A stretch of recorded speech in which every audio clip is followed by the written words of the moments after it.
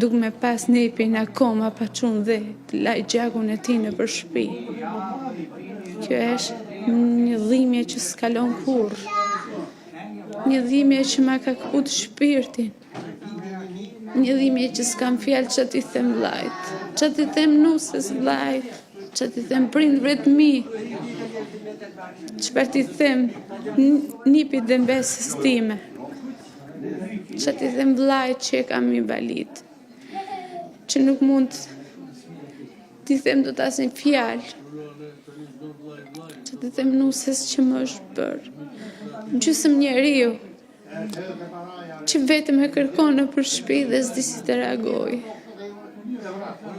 Që t'i them babait tim që ka rrit me mund. Dhe sakrificë nënës time që është operuar dhe ajo. Është operuar në zemra që ka rrit nipin e vetë me sakrificat e mundimet e saj. S'kam fjalë që të them. Ju më tha që edhe vllai juaj është i smur. Vllai im është i operuar në zemra dhe është me një rrog invalidi. Me 10.000 lekë të vjetra që mund të mbante 3 fëmijë dhe 2 prindrit e vet. Plus dhe nusja që ka një rrog minimale që s'arrihet me sakrificë e mund që të mbash një familje, që të arritësh një fëmijë 12 vjeç e t'i kina duart për 2 sekonda. Nuk kam se çfarë të them tjetër. Jam shumë e lënduar për këtë që më ka ndodhur.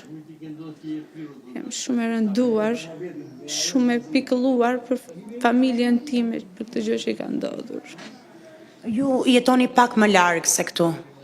Kush e lajmëroi ju për ngjarjen? Më ka lajmëruar direkt vllai. Më ka lajmëruar, motër tha, djali me la. I kam thënë çfarë ndodhi. Ma ka shtypur, tha, ma ka bërë copa djalin, motër, tha. Trotuar, tha, nuk mundem do të shpjegojmë tepër. Në moment që kam harritur, ishte mbytur rruga me të polici. S'mund të kaloja do të shifja. Vllai im shkoj në morg, se djali ishte bërë shumë i coptuar. Djalit ishte shkëputur gjithçka nga trupi vetë. Dhimbjen që përjetoi vllai im dhe nusja ime, prindrit e mi s'mund ta shpjegoj dot. Ndërkohë, edhe djali i motrës ndodhet në spitalin e traumës. Fatmirësisht është në gjendje më të mirë shëndetësore tani. Po. Është pak më mirë, po do kryej operacion të dytë përsëri për problemin që pati. Për problemin e goditjes që bori, ka thyrje të gjymtyrëve të këmbëve, krisje të legenit. Plus në ana psikologjike se ka parë gjithçka që ka ndodhur. Keni ju një thirrje ndaj institucioneve sot, një apel për të bërë? Po, kam. Të bëjnë drejtësinë e duhur dhe jo t'i mbajnë 2 vjet e t'i nxjerrin për jashtë. Po të bëjnë atë që meritojnë.